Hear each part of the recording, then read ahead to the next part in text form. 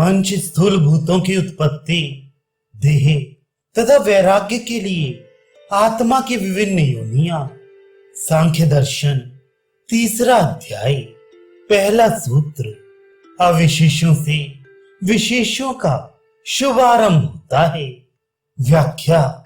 सांख्य दर्शन में पंच सूक्ष्म भूतों तन्मात्राओं को ही अविशेष के नाम से अभिहित किया गया है। संपूर्ण स्थूल जगत के ये ऐसे कारणभूत तत्व हैं जिनमें अभी तक जगत की अनुभवगम्य विशेषताओं का उद्भव नहीं हुआ है। इसी कारण से इन्हें अविशेष या तन्मात्रा कहा जाता है। इन पंच सूक्ष्म भूतों से पंच स्थूल भूतों पृथ्वी, जल, अग्नि, वायु एवं आकाश का प्रादुर्भाव होता है। समस्त पदार्थों का प्रत्यक्ष रूप से दृष्टिगोचर होना ही इन स्थूल भूतों की विशिष्टता है। इसी कारण इन्हें विशेष कहा गया है, जो अविशेष कार्य को और उन्मुख होकर पृथ्वी आदि अणुओं के रूप में बदल जाते हैं। व्यवहार रूप में उन्हें ही गंध एवं रस तन्मात्रा आदि कह दिया जाता है। अतः कारण की अविशेष सूक्ष्मभूत अवस्था से विशेष स्थूलभूत कार्य का प्राकट्य होता है। दूसरा सूत्र। उन स्थूल भूतों से स्थूल शरीर का प्राकट्य होता है। व्याख्या। सूक्ष्म भूतों द्वारा जिन स्थूल भूतों का आविर्भाव होना कहा गया है, उन स्थूल भूत समुदाय से स्थूल शरीरों का उद्भव होता है। तीसरा सूत्र। उन स्थूल भूतों के बीच से संसरण होता है। व्याख्या। एक योनि शरीर से दूसरी योनि में जीवात्मा का संसरण, गमन आगमन स्थूल भूतों के बीच से अर्थात उपादान भूत तन्मात्राओं द्वारा घटित सूक्ष्म शरीर से संपन्न होता है। जब आत्मा मृत्यु के समय एक स्थूल देह का परित्याग करके दूसरे स्थूल शरीर में गमन करता है, तब उस समय त्याग किया हुआ स्थूल शरीर यहीं पर छूट जाता है। लेकिन सूक्ष्म शरीर आत्मा को चारों तरफ से घेर कर सतत उसके साथ बना रहता है। आत्मा के साथ सूक्ष्म शरीर का यह सम्मिलन प्रलय की स्थिति आने तक सभी सृष्टि संरचनाओं में यथावत बना रहता है। इस तरह से संसार की अत्यंत दीर्घकालीन महायात्रा पर अग्रसर आत्मा का सानिध्य सूक्ष्म शरीर से निरंतर यथावत बना रहता है। यदि सृष्टि संरचना के अंतराल में कभी किसी आत्मा को महान पथ प्रदर्शक की अनुकंपा से आत्म साक्षात्कार हो जाता है, तो तत्क्षण इस देह से मुक्ति मिल जाती है। चौथा सूत्र। और अविशेषों अर्थात सूक्ष्म भूतों से घटित सूक्ष्म शरीर का संसरण विवेक ज्ञान का उदय होने तक बना रहता है। व्याख्या। यहाँ सूत्रकार ने अविशेष पदों को अविशेषों अर्थात सूक्ष्म भूतों द्वारा घटित सूक्ष्म शरीर के लिए प्रयुक्त किया है। आत्मा के चारों ओर आवृत घिरे हुए सूक्ष्म शरीर का परिवर्तन संसरण आवागमन विवेक पर्यंत बना रहता है। जब किसी आत्मा को आत्म साक्षात्कार हो जाता है, तब प्रकृति पुरुष के विवेक का ज्ञान प्रकट हो जाता है और तभी संसरण की समाप्ति हो जाती है। विवेक का उदय होते ही गमन आगमन नहीं होता, वहीं पर उसका समापन हो जाता है। पांचवा सूत्र। अविवेकी का उपभोग बने रहने से उसका संसरण आवागमन समाप्त नहीं होता। व्याख्या। सद्विवेक का उदय न होने से अविवेक ही बना रहता है। तब तक कर्म फल, रुचि, भोग भी बना रहता है। अतः तब तक संसरण जन्म मृत्यु रूपी गमन आगमन का चक्र समाप्त नहीं होता। जब तक भोगों का उपभोग होता रहेगा तब तक मोक्ष को प्राप्त करना असंभव है। मोक्ष की प्राप्ति आत्मज्ञान के उदय होने पर ही संभव है। छठा सूत्र, सृष्टि काल या संसरण काल में आत्मा दोनों अवस्थाओं से आबद्ध रहता है। व्याख्या, सृष्टि काल अथवा संसरण काल गमन आगमन की अवधि में आत्मा वासना एवं भोग आदि से युक्त स्थूल और सूक्ष्म दोनों प्रकार के शरीरों से आबद्ध रहता है। वह अपने कर्म फल के रूप में सुख दुख आदि का उपभोग करता रहता है। संसरण काल में प्रलय के आने तक सूक्ष्म शरीर का सानिध्य आत्मा के साथ यथावत बना रहता है, किंतु प्रलय काल के समय में सूक्ष्म एवं स्थूल दोनों ही शरीर अपने अपने कारणों में विलीन हो जाते हैं और उतने काल तक आत्मा सुप्त सदृश बना रहता है। अगला सृष्टि काल शुरू होने पर पुनः उनके उपभोग की साधन सामग्री प्रस्तुत हो जाती है और पुनः वही क्रम अनवरत चल पड़ता है।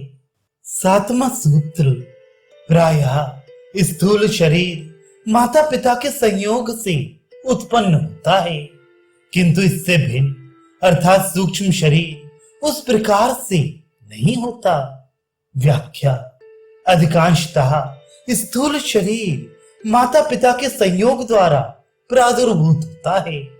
ये समस्त सृष्टि काल की स्थिति का विवेचन है।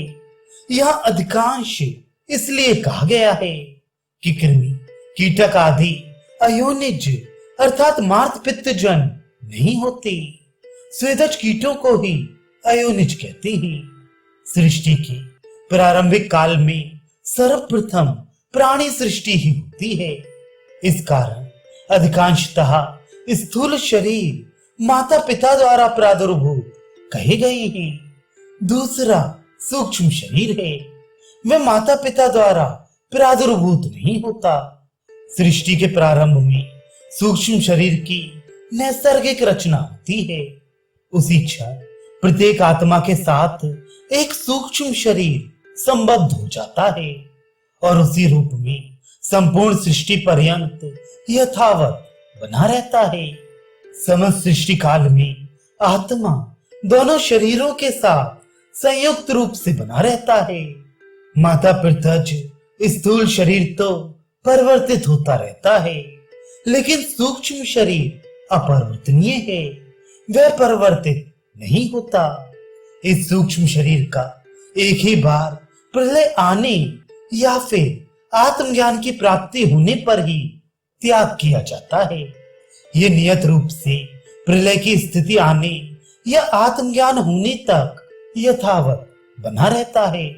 आठवां सूत्र, सर्ग काल में प्रादुर्भूत सूक्ष्म शरीर के भोग से एक सूक्ष्म शरीर का भोग है, दूसरे स्थूल शरीर का नहीं होता, क्योंकि भोग उन दोनों का कार्य है। व्याख्या, सूक्ष्म शरीर का प्रादुर्भाव सर्ग काल के प्रारंभ में हो जाता है तथा प्रलय की स्थिति आ जाने पर समाप्त हो जाता है। सर्ग काल में सर्वप्रथम सूक्ष्म शरीर के घटक तत्वों की उत्पत्ति होती है। सूक्ष्म शरीर के अस्तित्व में आने पर ही उसमें भोग होते हैं। इससे स्पष्ट है कि सूक्ष्म शरीर से ही सुख दुख आदि भोगों की प्राप्ति होती है, क्योंकि वे सुख दुख रूपी कार्य उसी सूक्ष्म शरीर के हैं। स्थूल शरीर द्वारा सुख दुख आदि भोगों की प्राप्ति सूक्ष्म शरीर के आधार पर ही होती है, अकेले नहीं हो सकती। यदि ऐसा होता तो स्थूल शरीर की मृत्यु के तुरंत बाद ही सुख दुख आदि भोगों का भी समापन हो जाता तथा दूसरा स्थूल शरीर ग्रहण करने के बाद उसमें सुख दुख आदि दृष्टिगोचर न होते। अतः इससे यह सिद्ध होता है कि सुख दुख आदि भोग सूक्ष्म शरीर के साथ ही बने रहते ही, तभी तो स्थूल शरीर के प्रकट होते ही समस्त भोग दृष्टिगोचर होने लगते हैं। 9वां सूत्र 17 और 1 सूक्ष्म शरीर होता है। व्याख्या लिंग अर्थात सूक्ष्म शरीर का निर्माण 17 और 1 अर्थात 18 घटक तत्वों से मिलकर संपन्न हुआ है। इन 18 तत्वों में 13 करण और 5 तन्मात्राएं हैं। करणों में 3 अंतःकरण मन, अहंकार, बुद्धि और बाह्य करण में 5 ज्ञानेंद्रियां और 5 कर्मेंद्रियां। इस प्रकार ये 13 करण हुए। 5 तन्मात्राएं, इन्हें ही सूक्ष्म भूत कहते हैं। यही कुल 18 तत्व हैं जिनके द्वारा सूक्ष्म शरीर विनिर्मित होता है। सूक्ष्म शरीर में 13 करण आश्रित तथा 5 तन्मात्राएं आश्रय होती हैं। इस अर्थ को आगे 12वें सूत्र में विस्तार से कहेंगे।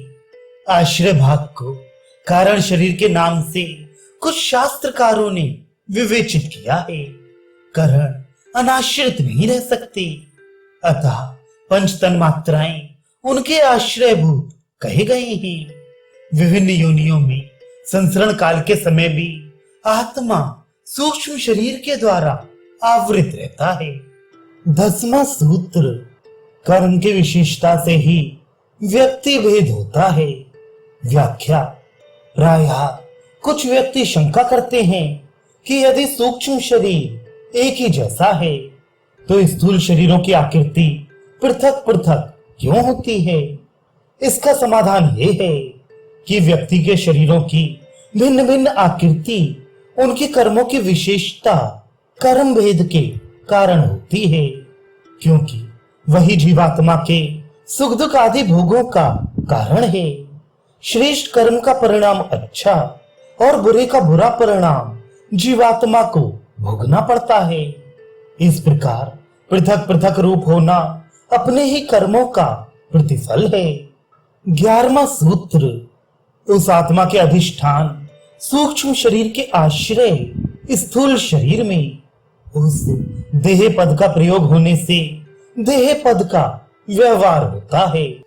व्याख्या सूक्ष्म शरीर का निर्माण 18 तत्वों से मिलकर हुआ है।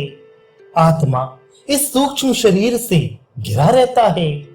इसी कारण उस सूक्ष्म शरीर को आत्मा के प्रतिष्ठित होने का एक प्रकार का अधिष्ठान कहा गया है।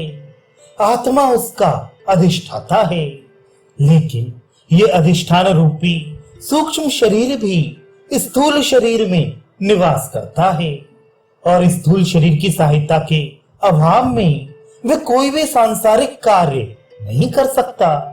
सूक्ष्म शरीर के सभी कार्य स्थूल शरीर के सहयोग से ही हो सकते हैं। इस आधार पर स्थूल की भांति सूक्ष्म शरीर को भी देह कहा जाना सिद्ध हो जाता है। 12वां सूत्र छाया के समान और चित्र के समान स्थूल शरीर के आश्रय के बिना स्वतंत्र रूप से स्थिति नहीं रह सकती। व्याख्या आश्रय के अभाव में स्वतंत्र रूप से सूक्ष्म की स्थिति नहीं रहती, परंतु जिस प्रकार आश्रय के अभाव में छाया नहीं रह सकती और ना ही आश्रय के अभाव में चित्र की रचना हो सकती है, उसी प्रकार स्थूल शरीर के आश्रय के अभाव में सूक्ष्म शरीर स्वतंत्र रूप से नहीं रह सकता, क्योंकि संसार में सूक्ष्म शरीर की प्रत्यक्ष स्थिति नहीं दिखती। आत्मा के लिए सभी तरह के सुख दुख आदि भोगों को प्रस्तुत करने वाले सूक्ष्म शरीर को आश्रय प्रदान करने में स्थूल शरीर का उपयोग स्पष्ट रूप से होता है। 13वां सूत्र मूर्त होने पर भी समूह रूप संबंध से तरणीवत नहीं रह सकता।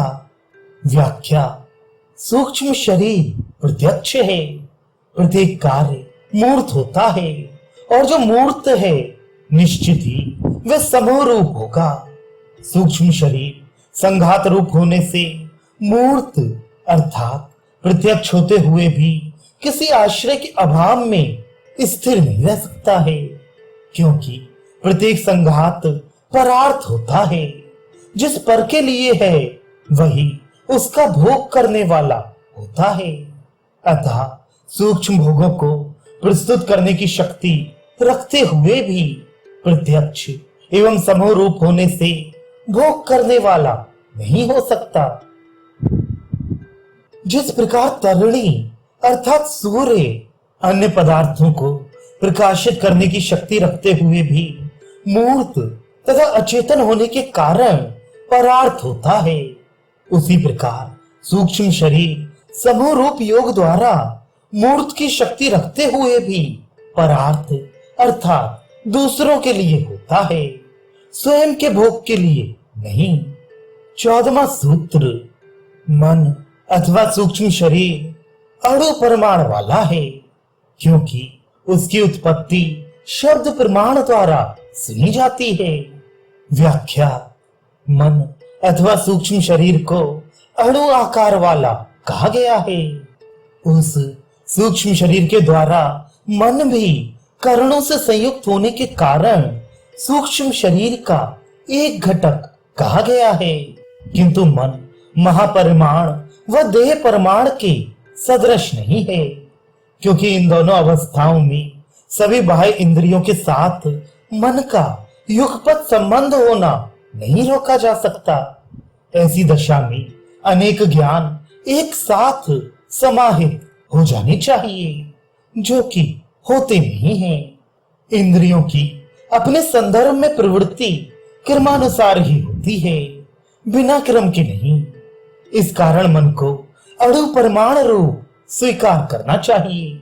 इस संदर्भ में यह ध्यान रखना चाहिए कि कोई भी कार्य तत्व परिमाण की दृष्टि से अपने मूल उपादान की समता नहीं करता। जगत के मूल उपादान सत्व, रज और तम अत्याधिक सूक्ष्म तत्व होते हैं। मन का परिमाण उन सूक्ष्म अति सूक्ष्म की अपेक्षा निश्चय ही कुछ अधिक स्थूल है।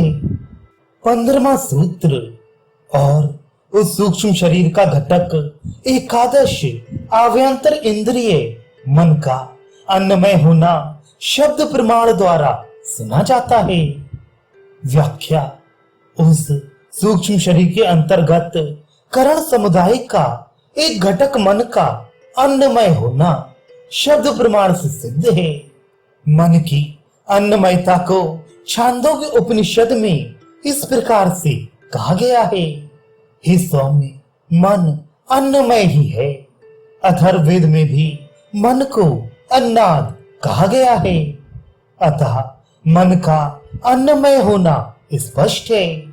मन को अन्नमय अथवा अन्नाद कहने का आशय ये नहीं है कि वह मन अन्न का विकार है अथवा अन्न ग्रहण करता है, बल्कि उसका भाव ये है कि अन्न ग्रहण करने से मन संतुलित बना रहता है। वह संतुलन से अपनी कार्य क्षमता को अक्षुण्ण बनाए रखता है। अन्न का मन पर प्रभाव पड़ता है, इस कारण मन को अन्नाद और अन्नमय कहा गया है।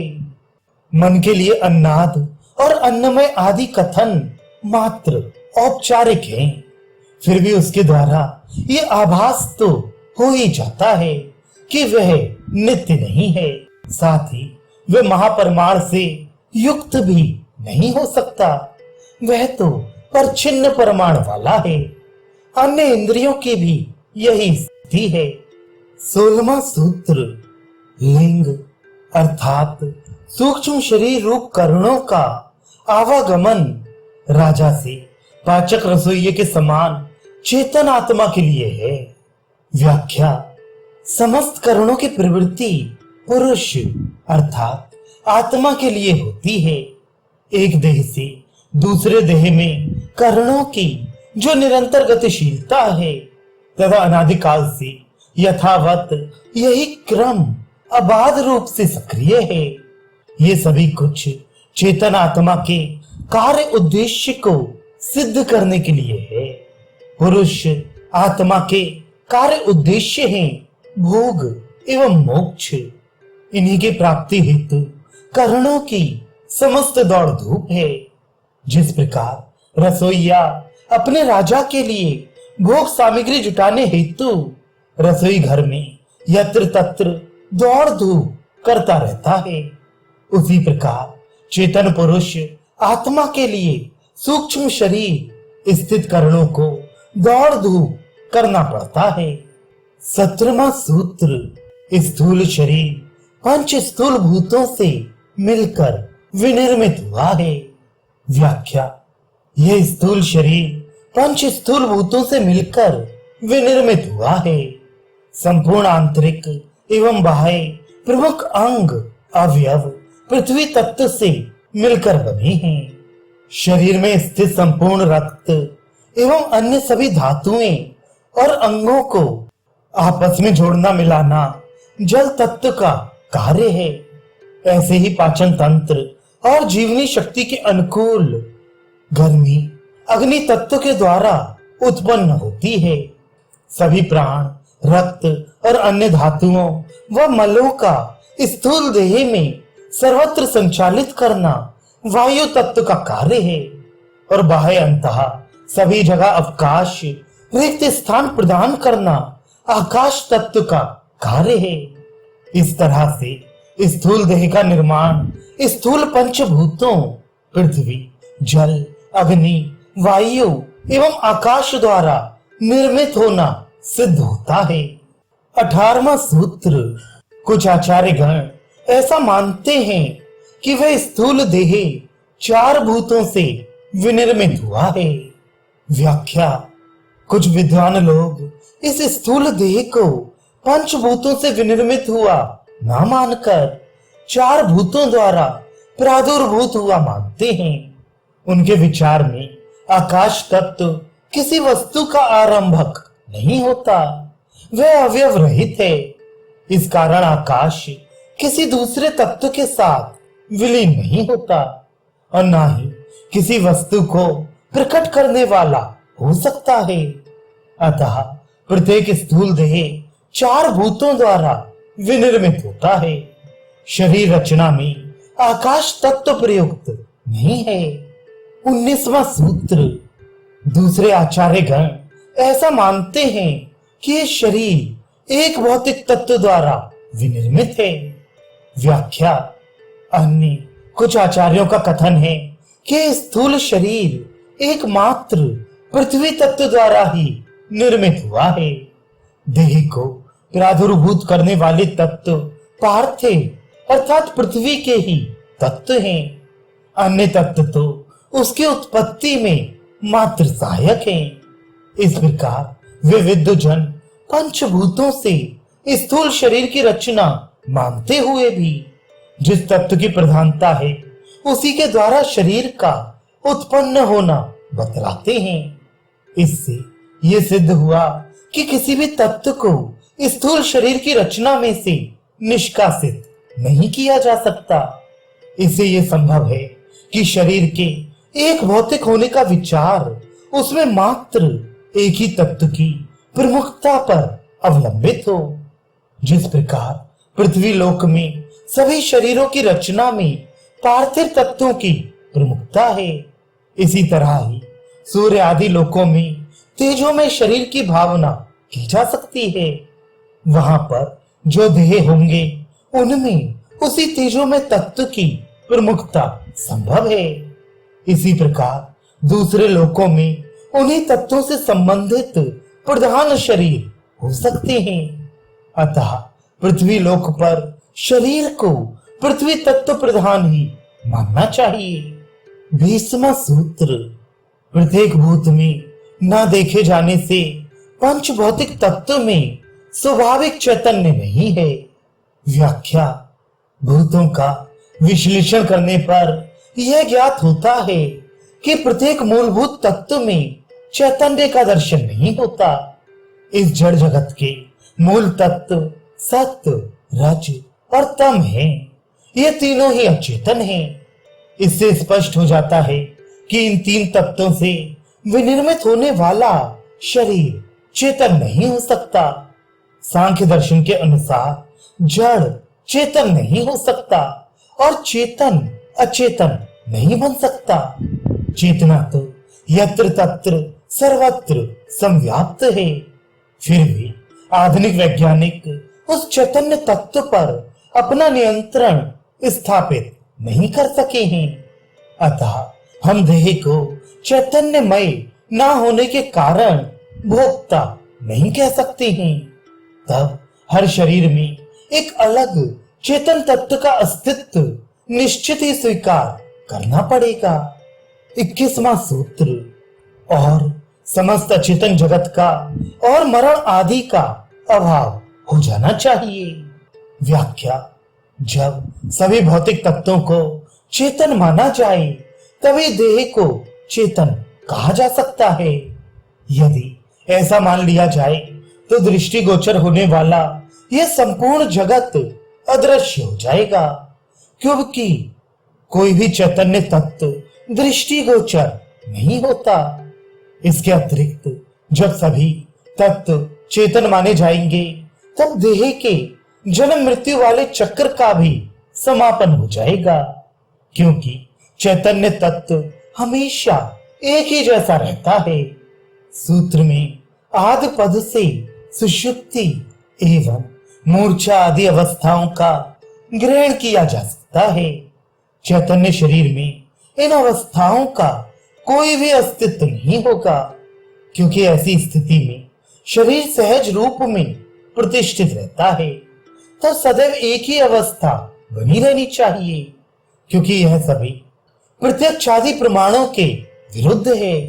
इस कारण शरीर की चैतन्यता को स्वीकार नहीं किया जा सकता।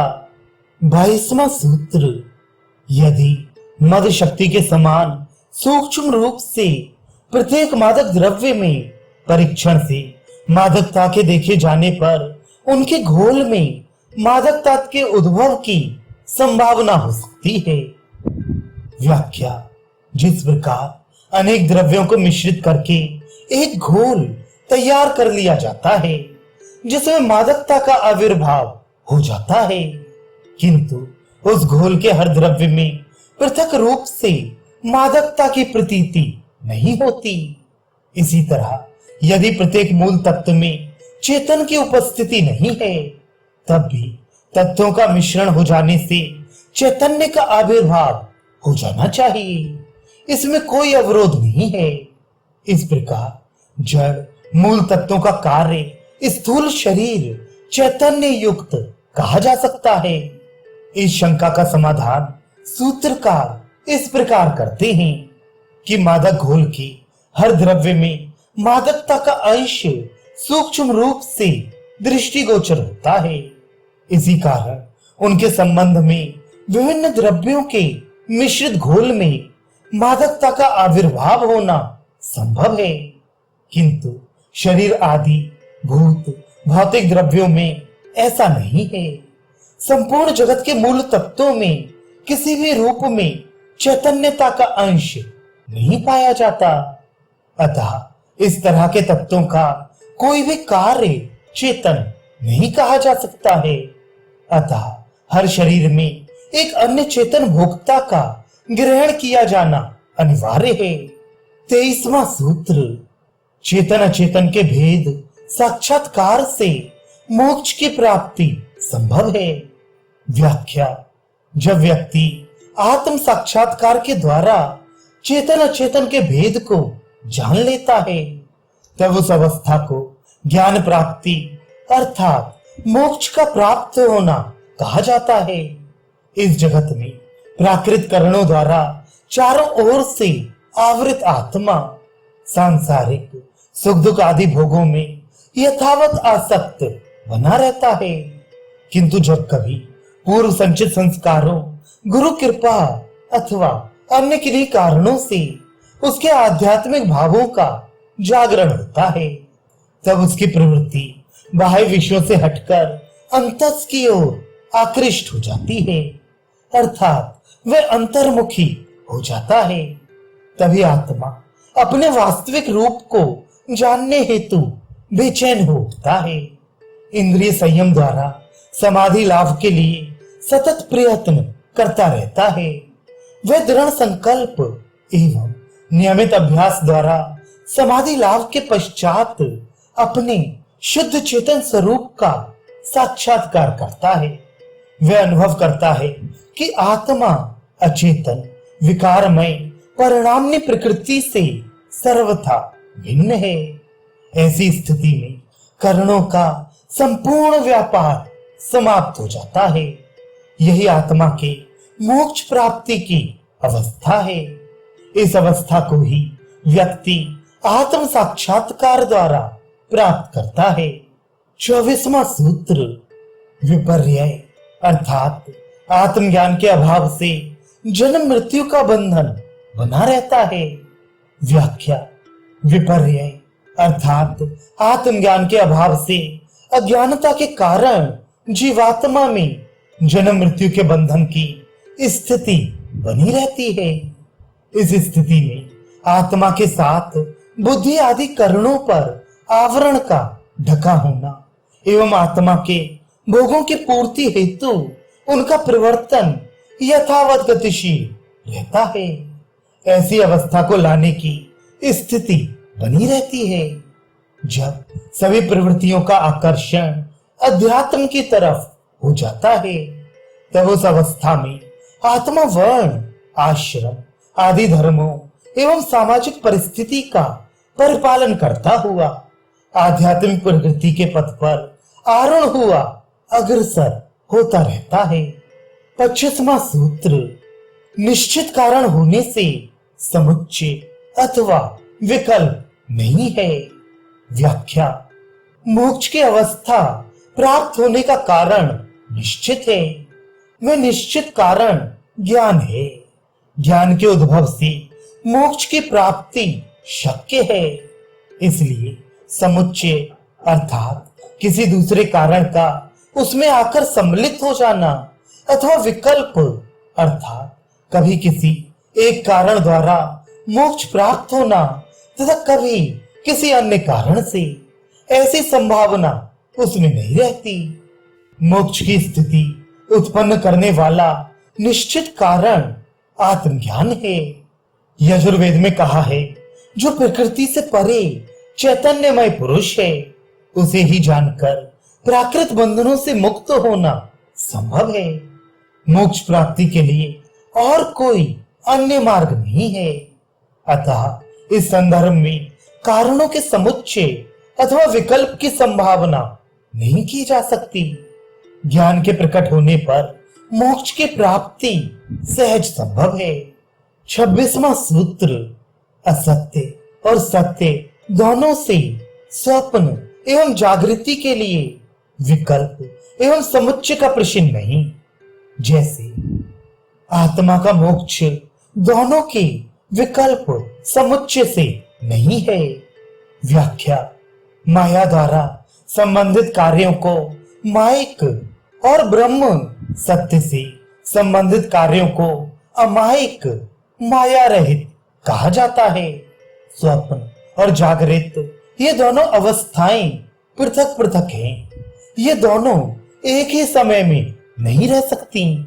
व्यक्ति जब स्वप्न में होता है तब जागृत असंभव है, और जब जागृत अवस्था में रहता है तब स्वप्न नहीं आते।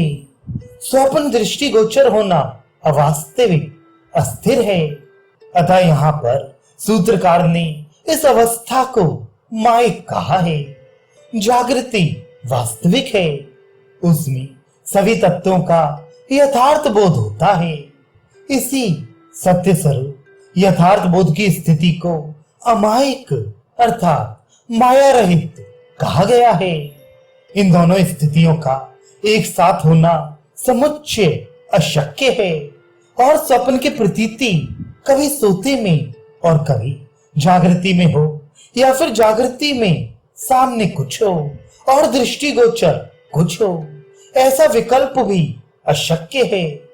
इस प्रकार जीवात्मा की मोक्ष प्राप्ति में भी समुच्चय या विकल्प नहीं हो सकता। यहाँ पर मात्र ज्ञान एवं कर्म के अवस्था भेद के प्राकट्य हेतु उक्त दृष्टांत कहा गया है। सकाम कर्म सांसारिक भोग साधनों का एक अंग है और निष्काम कर्म भोग प्राप्ति के अतिरिक्त अंतःकरण की शुद्धि के लिए होते हैं। अंतःकरण के परिष्कार का भाव यही है कि उस अवस्था में कर्णों की प्रवृत्ति आध्यात्मिकता की तरफ हो जाती है। कर्मों का कार्य व्यापार मात्र इतना ही है।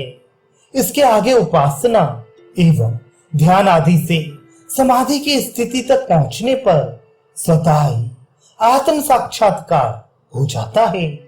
यह आत्मबोध ही मोक्ष प्राप्ति का साधन है। आत्मा की इस अवस्था में कर्म करने या ना करने की कल्पना ही नहीं उठती, तो फिर इनके समुच्चय या विकल्प की संभावना ही कहां रह जाती है। 27वां सूत्र कर्म का फल भी बहुत अधिक नहीं है। व्याख्या कर्मानुष्ठान के रूप प्रथम सकाम तथा द्वितीय निष्काम होते हैं। किसी फल प्राप्ति की आकांक्षा कामना से किए गए कर्म सकाम कहलाते हैं।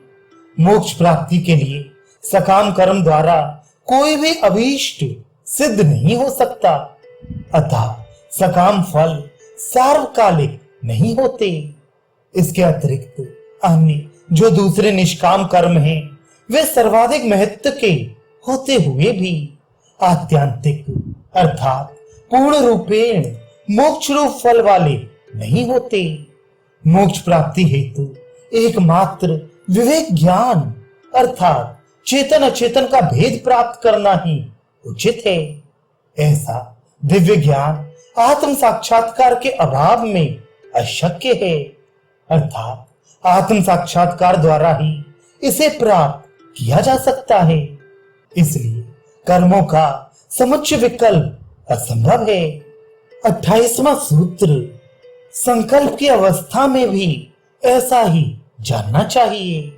व्याख्या जब कोई समर्थ योगी अपने संकल्प बल से किसी जिज्ञासु व्यक्ति पर जिस समय तक शक्ति का संचरण करता है, तभी तक वह जिज्ञासु साधक उस समयावधि में एक ज्ञानवान की स्थिति का अनुभव करता है। वह शक्ति संचरण से प्रदत्त ज्ञान आत्यांतिक अर्थात स्थायी नहीं होता। संचारित शक्ति का प्रभाव रहने तक ही वह जिज्ञासु ज्ञानी जैसी अवस्था की अनुभूति कर सकता है। प्रभाव हटते ही पुनः सामान्य स्थिति में आ जाएगा। हाँ, ये निश्चित है कि उसकी यह स्थिति उसे आध्यात्मिक पथ पर बढ़ने के लिए सर्वाधिक सहयोगी होती है। जिस तरह कामना रहित कर्म अध्यात्म मार्ग के लिए महत्वपूर्ण है, वैसे ही कुछ अधिक मात्रा में समर्थ योगी का संकल्प बल जिज्ञासु के लिए आध्यात्मिक पथ हेतु सहयोगी होता है। तत्पश्चात दृढ़ वैराग्य आदि के साथ नियमित अभ्यास द्वारा समाधि लाभ प्राप्त करके जब जिज्ञासु व्यक्ति आत्म साक्षात्कार कर लेता है, तभी उसे मोक्ष की प्राप्ति होती है। इस प्रकार किसी योगी के संकल्प बल से प्रदत्त शक्ति संचरण किसी भी जिज्ञासु के लिए मोक्ष प्राप्ति का साधन नहीं हो सकता। 29वां सूत्र पवित्र अंतःकरण वाले पुरुष के समाधि भावना की उत्कृष्टतम अवस्था द्वारा सभी कुछ संभव है, प्रकृति के समान। व्याख्या पवित्र अंतःकरण संपन्न पुरुष सद्भाव पूर्वक की हुई योग साधना से उत्पन्न शक्ति की उन्नत अवस्था प्राप्त होने के कारण प्रकृति नियमानुकूल समस्त कार्यों को सभी कुछ कर सकता है। इसी प्रकार शक्ति संपन्न योगी अपने से संबंधित समस्त कार्यों के लिए दूसरे किसी अन्य बाहरी साधन के अभाव में भी समर्थ होता है। इस तरह से योगी साधक किसी भी अविवेकी जिज्ञासु को अपने संकल्प बल से आत्मज्ञानी की स्थिति का बोध करा सकता है, लेकिन इससे जिज्ञासु को मोक्ष प्राप्त नहीं हो सकता, क्योंकि मोक्ष प्राप्ति तो आत्म साक्षात्कार द्वारा ही संभव है।